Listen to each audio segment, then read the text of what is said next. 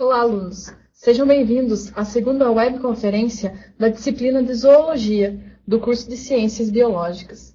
Para falar um pouquinho sobre os pontos principais da disciplina, nós estamos com o professor Rafael Gregatti. Olá, professor. Olá, tudo bem, Cíntia? Boa noite, pessoal. Durante a explanação do professor, vocês podem enviar suas dúvidas através do nosso chat, tá bom? Vamos começar então, professor. O que seria o grupo Filomolusca? Quais são os animais que representam esse grupo e quais as características? Vamos lá, pessoal. Boa noite, então. O pessoal está ansioso aí, né, para saber algumas coisas, né, sobre esses grupos de organismos aí que não são tão conhecidos, alguns, né, pela maioria.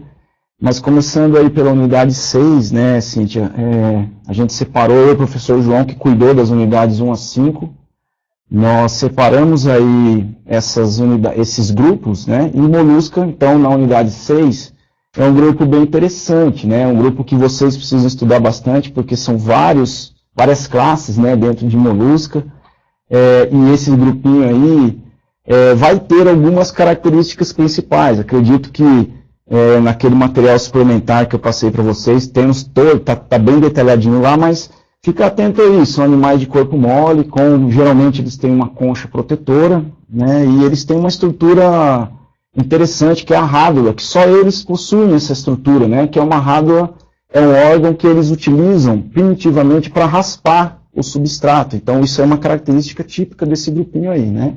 Isso aí, claro, que vão ter várias alterações dentro das classes, né, de molusca, dentro dos grupos que nós temos dentro de molusca aí. Quais são os animais que representam esse grupo mesmo, professor? Nós vamos ter aí, né, popularmente eles são conhecidos por caracóis, caramujos, lesmas, as lulas e polvos, as sépias, que são comuns no Atlântico Norte, mas vale a pena lembrar delas. Os bivalves são representados, os mexilhões, ostras, né, que são organismos mais conhecidos aí. Temos alguns outros que são menos conhecidos, né, se nós falarmos aí dos organismos que são de grandes profundezas, né, monoplacóforos, os poliplacóforos, são menos conhecidos, mas precisam ser conhecidos, ser entendidos aí pelo pessoal, né, das ciências biológicas, né. E, professor, o que é importante saber sobre os Anelida? Anélida, isso, muito legal. Então, assim, avançando, né, digamos que podemos pensar assim, como o surgimento de uma característica diferente, uma característica nova, né? Na nossa unidade 7, nós incluímos aí o grupo dos Anélida. Juntamente com a Anélida, eu tratei aí, né, eu incluí os grupos dos Pogonófora, Equiura e Sipúncula.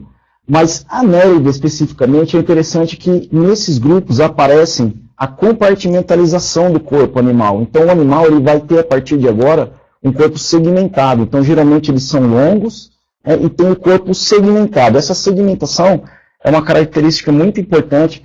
Aparece em Anélida, e de Anélida para frente, todos os grupos são segmentados. Eu acho que é aí que é importante o pessoal entender, né, que essa novidade evolutiva é muito importante. Dentro de Anélida nós vamos ter divisões. Então, os anelídeos mais comuns aí são as minhocas e as sanguessugas, mas temos também os poliquetos, que são quase todos exclusivamente marinhos, aí animais menos conhecidos, mas muito importantes para a gente entender os passos evolutivos aí dos invertebrados, né? Aí nós temos um outro grupo, né, que é o Artrópoda 1. Artrópoda, isso. Quais são os animais também que representam esse grupo? Quais as características? Muito bem. Bom, Artrópoda, simplesmente, né, pessoal, então eu dividia as unidades 8, 9 e 10 em Artrópoda. Então eu peguei Artrópoda 1, Artrópoda 2 e Artrópoda 3.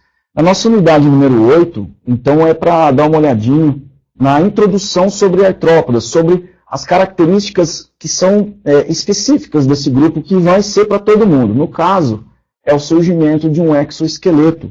O artrópode, né, artros e podos, né, essa combinação de palavras aí, dando o nome artrópoda, significa que são organismos que têm as pernas articuladas. Então aparece articulação, né, aparece a articulação dos apêndices desses organismos, e por conta, né, exatamente desse exoesqueleto que eles vão ter, todos eles vão ter um exoesqueleto bem resistente, né, que vai dar proteção.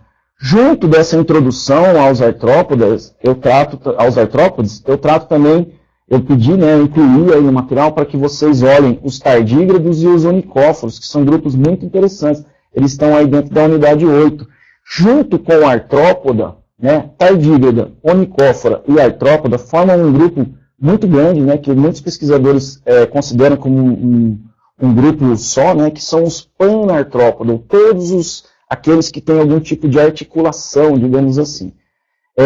São tão importantes, pessoal, se vocês verem aí o número de espécies, né, que vão compor os artrópodes, vocês já vão ver. Por isso que nós temos 3 unidades inteiras dedicadas a eles. São mais de 1 milhão de espécies descritas, né, então ganha aí longe de todos os outros grupos animais e vegetais que nós conhecemos, né.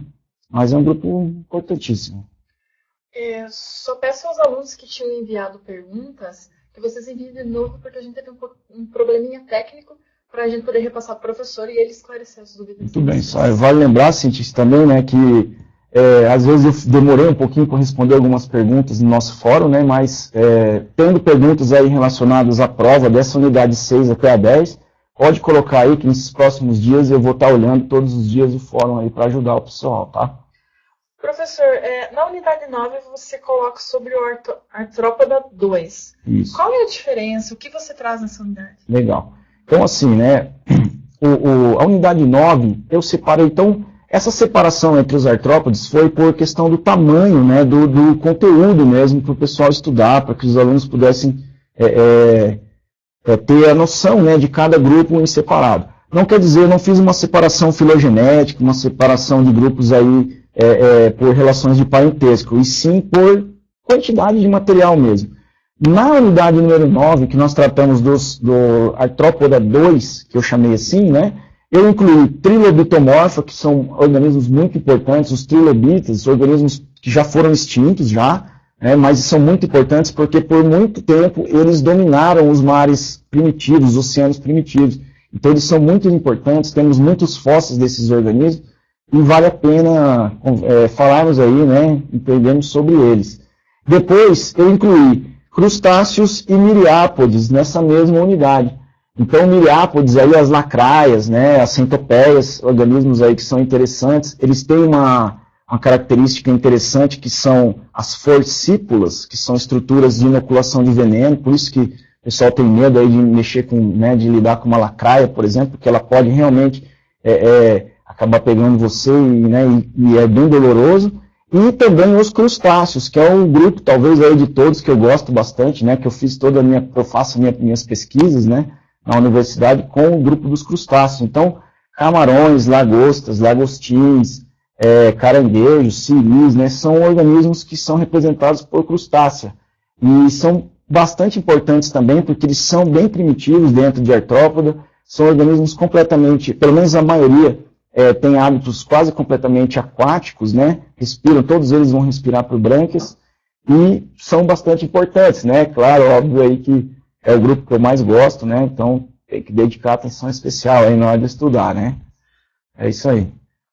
Se você tem alguma pergunta, alguma dúvida, não esquece de enviar aí para o nosso chat que o professor responde. Professor, então vamos falar do outro grupo, né? Digamos assim, que é o artrópoda 3. Um pouco difícil de falar. Qual foi essa divisão? Quais os elementos presentes? Legal. Aí a última unidade nossa, né, que são o artrópoda 3, então eu trato dos queliceriformes, né, os organismos que têm quelícera, então desde de alguns organismos marinhos aí, o grupo dos Pycnogônida, né, que são completamente desconhecidos pela maioria das pessoas, mas dentro deles as aranhas, escorpiões, opiliões, né? Então é um grupo bastante importante aqui. Nós estamos aqui, né? Nossa central aqui é a região de Guarapuava, né? No Paraná. Aqui nós temos a famosa aranha marrom, né? Que é um organismo que causa bastante acidente, é muito importante na questão médica, né? Aqui nessa região. Então precisamos dar uma estudada e saber sobre esses organismos, né? E também dentro da unidade número 10, eu tratei dos insetos, né, os hexápode, aqueles organismos insetos. Então, esses daí, temos conteúdo para dar uma disciplina inteira, né, só sobre insetos. Inclusive, várias universidades têm a disciplina de entomologia, que é o estudo exclusivo dos insetos. São organismos aí, já tiveram perguntas, né, sobre os insetos no nosso fórum, né, mas os insetos, basicamente, eles têm algumas diferenciações, mas você vai ter várias ordens de insetos, né, que algumas delas precisam ser, digamos que decoradas, né, das borboletas, besouros, né, e enfim, mas basicamente eles têm um padrão, né, de formação do corpo, onde nós vamos ter uma cabeça, um tórax e um abdômen, né, ou abdômen, e um par de antenas, 3 pares de pernas e 2 pares de asas. Então, segue o padrão. Alguns ainda perderam isso, ou alteraram isso ao longo da evolução, mas primitivamente eles têm essa característica aí, né, de dividir o corpo dessa forma, né, os tagmas dessa forma. E dentro dos artrópodes, digamos que a grande quantidade de espécies descritas para a ciência estão aí dentro dos insetos. Então, vale a pena dedicar também bastante atenção a esses grupos aí, né? A Bernadette mandou uma pergunta lá no fórum destinado à webconferência e ela pede 2 coisas. Pois não. Primeiro, que ela gostaria que o professor explicasse sobre o processo de torção do corpo de um molúsculo gastrópode. Legal, muito bem. Esse daí, pessoal, é um assunto muito importante, né? Eu estava falando aqui para a Cíntia que eu dedico muito tempo, né?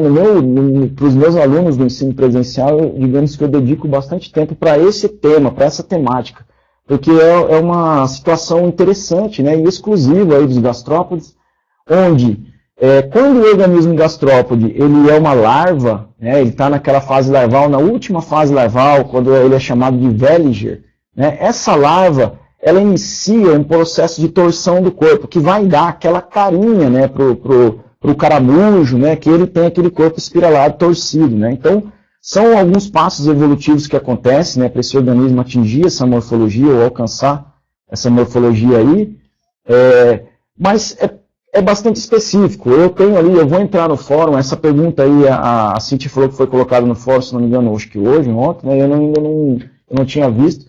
Eu vou pegar ali no material suplementar onde que está a explicação exatamente para que vocês consigam visualizar isso daí, mas basicamente é um giro, né, que o organismo faz. Então o molusco gastrópode, o molusco primitivo, né, do gastrópode, ele tinha um pé, né, então a estrutura basada que fica encostada no fundo, né, no benthos, é como se fosse um pé, né? E a concha, o manto, cavidade do manto e todos os órgãos sofrem um giro de 180 graus em relação a esse pé. Então ele fica com o corpo torcido. Isso dá essa peculiaridade para ele. Dá algumas vantagens para esse animal e também algumas desvantagens que foram resolvidas posteriormente. Por exemplo, uma vantagem interessante sobre ter o corpo torcido é que o animal joga a cavidade do manto, que é onde estão os quiterídeos ou as brânquias, né, do molusco, joga isso para frente. Então o animal consegue direcionar, né, o seu caminho melhor. Porém, o ânus, que é aberto dentro da cavidade do manto, vai parar em cima da cabeça dele. Então, digamos que ocorre uma situação evolutiva, mas descompassa no outro lado. Evolutivamente, a saída foi, alguns animais têm furos na concha, para as fezes saírem por ali. Outros animais perdem, por exemplo, a brânquia do lado direito do corpo, e aí o fluxo de água leva toda a sujeira para fora. Então é bem interessante no material, está bem escrito lá, eu vou passar isso para eles no fórum. Certinho. A outra questão que a Bernadette traz é que ela pede para falar sobre o processo de respiração dos artrópodes. Respiração dos artrópodes. Então, Bernadette, né, para o pessoal aí, cada grupinho desse que está dentro das unidades da 8 a 10, né, cada grupo desse tem uma peculiaridade em relação à respiração. Então, obviamente, os animais aquáticos vão respirar por brânquias, né, por meio de brânquias. Alguns são tão pequenos que fazem aí trocas gasosas pela própria superfície do corpo, então não há órgãos respiratórios óbvios, né? Mas acredito que a situação diferente aí que aparece em artrópoda é a respiração dos insetos e dos miriápodes, onde nós vamos ter a respiração por traqueias. Isso também é algo exclusivo, né, no reino animal, porque nesses 2 grupos, então, insetos e miriápodes, o ar atmosférico entra nos tecidos do animal diretamente, sem passar pelo sangue, por exemplo. Então, o sangue de um inseto, o sangue de um miriápode, ele não transporta gases, né? Ele só vai estar transportando compostos nitrogenados, vai estar transportando resultados metabólicos aí, e alimentares. Mas oxigênio, gás carbônico, entra do meio externo direto no tecido. Então isso talvez seja o diferencial aí. Mas isso não ocorre em todos os grupos e você precisa dar uma olhadinha grupo a grupo aí como que eles respiram. Tá? Nós temos uma pergunta, a Carla, ela gostaria que citasse quais as principais características dos moluscos. É preciso sabermos diferenciar para avaliação cada classe dos moluscos? Sim, precisamos sim. Então, assim, cada grupo de molusca tem uma característica diferente. As principais são a presença da concha protetora, o corpo mole, não segmentado, nós não vemos segmentação desses organismos ainda, e a rádula, que é uma característica exclusiva, né? Nenhum outro grupo animal vai ter nada nem parecido com a rádula, que é aquele órgão, podemos chamar de órgão linguiforme, ele tem o formato de uma língua, né? Mas obviamente não é nem parecido, não é nada, ele só tem a aparência mesmo de uma língua, né? E ele serve para raspar. Isso basicamente todos os moluscos, principalmente, né, a grande maioria das classes de moluscos vão ter isso daí. Bivalves, por exemplo, perderam ao longo da evolução, mas